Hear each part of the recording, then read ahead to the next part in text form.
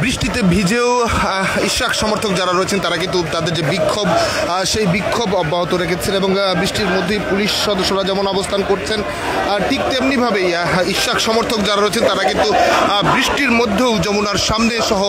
মোড়ে মোড়ে আসলে ইশরাক সমর্থকদের যে অবস্থান সেই অবস্থান কিন্তু অব্যাহত রয়েছে। সরাসরি দেশ রূপান্তর লাইভে যুক্ত করেছে আপনাদের, যেখানে জেনে থাকবেন আদালতের রায় অনুযায়ী ইশরাককে মেয়র নির্বাচিত ঘোষণা করেছিল এবং এরপরে বিপরীতে একটি আপিল হয় এবং আপিলের শুনানি হিসেবে হয় এবং আগামীকাল সেটির রায় নির্ধারণ করবে এবং আদালত কিন্তু আগামীকাল সেই রায়টি দিন আবার একদিন পিছিয়ে আগামীকাল নির্ধারণ করেছে। এবং অন্যদিকে ইশরাক হোসেনের পক্ষ থেকে এবং তাদের পক্ষ থেকে কিন্তু বলা হয়েছে যতক্ষণ আসলে তারা মাঠে থাকার কিন্তু ঘোষণা দিয়েছে এবং ইশরাক সমর্থকরা কিন্তু এই বৃষ্টির মধ্যেও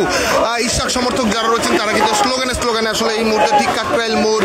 যেটিকে বলা যায় যমুনার যে সম্মুখ সড়কটি রয়েছে সেই সড়কটির মোড়ে কিন্তু বিএনপির বিভিন্ন পর্যায়ের নেতাকর্মীরা যেমন অবস্থান রয়েছে তেমনি ইশরাক সমর্থক রাজধানীবাসীর ব্যানারে যে উল্লেখটি অবস্থান ছিলেন সেই সমর্থক অবস্থান কিন্তু রয়েছে।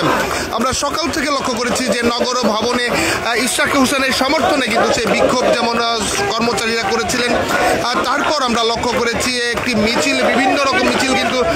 এসেছে, দফায় দফায় কিন্তু সেই বিক্ষোভটি বেড়েছে, মৎস্য ভবন থেকে শুরু করে অবস্থান জমায়েত হয় এবং এরপরে আমরা লক্ষ্য করেছি আমরা যে জিনিসটি লক্ষ্য করেছি সেটি আমরা দেখেছি যে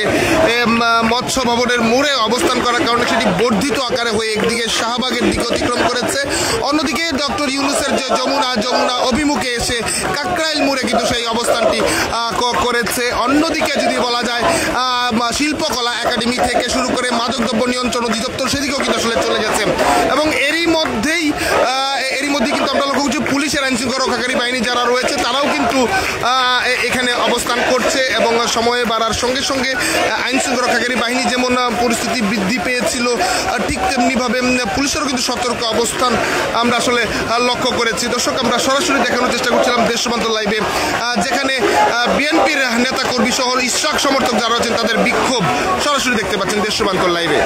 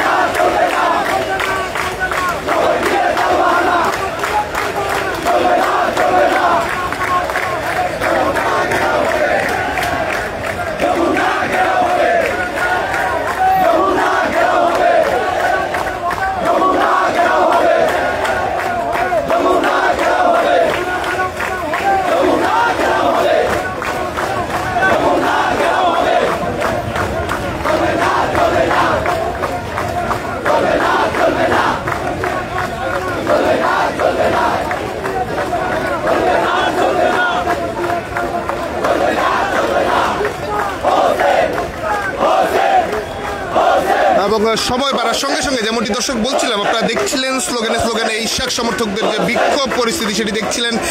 যেমনটি বলছিলাম সকাল থেকেই সময় বাড়ার সঙ্গে সঙ্গে ইশরাক হোসেনের সমর্থক যারা রয়েছেন তাদের উপস্থিতি কিন্তু বাড়ছিল। আমরা মৎস্য ভবনের সামনে যে বিক্ষোভটি শুরু হয়েছিল সেটি এক প্রান্ত থেকে শাহবাগ পৌঁছে গিয়েছিল,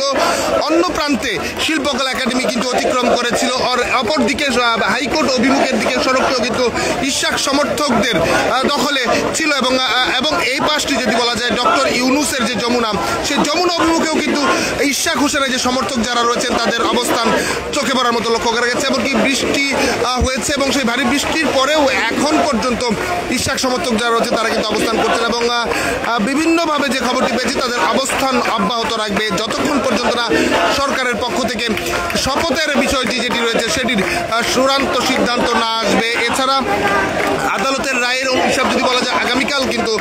আজকের দিনটি পিছিয়ে আগামীকাল নির্ধারণ করা হয়েছে। শপথের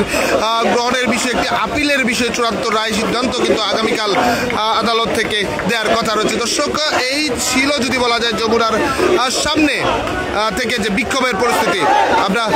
দেশ রূপান্তরের সঙ্গে থাকুন এবং এই বিক্ষোভের যে কোনো তথ্য এবং যে কোনো আপডেট পেতে দেশ রূপান্তরের চোখে থাকুন।